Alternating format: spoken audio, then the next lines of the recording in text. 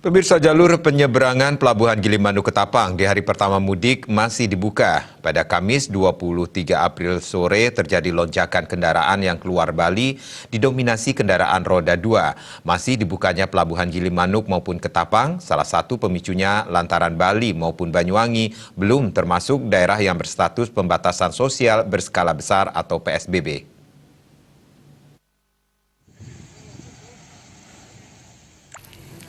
Koordinator Satpol Pelabuhan Gilimanuk BPTD Wilayah Bali NTB Inyoman Sastrawan mengatakan, karena belum PSBB, Pelabuhan Gilimanuk masih beroperasi seperti biasa.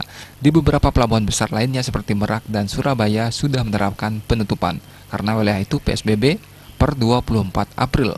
Di Bali dan Banyuwangi belum masuk wilayah PSBB, sesuai dengan peraturan menteri belum diterapkan.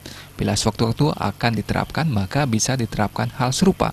Berdasarkan Peraturan Menteri Perhubungan tentang pengendalian transportasi selama masa mudik Idul Fitri dalam rangka pencegahan penyebaran COVID-19, larangan mudik khusus untuk transportasi darat diberlakukan mulai 24 April hingga 31 Mei.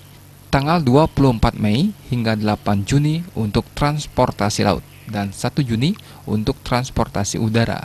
Kapolsek Gilimanuk Kompol Gusti Nyoman Sudarsana membenarkan pada Kamis malam sempat terjadi lonjakan kendaraan yang keluar Bali didominasi sepeda motor.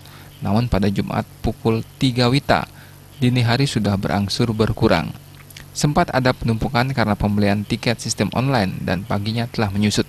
Surya Dharma, Bali Pos melaporkan.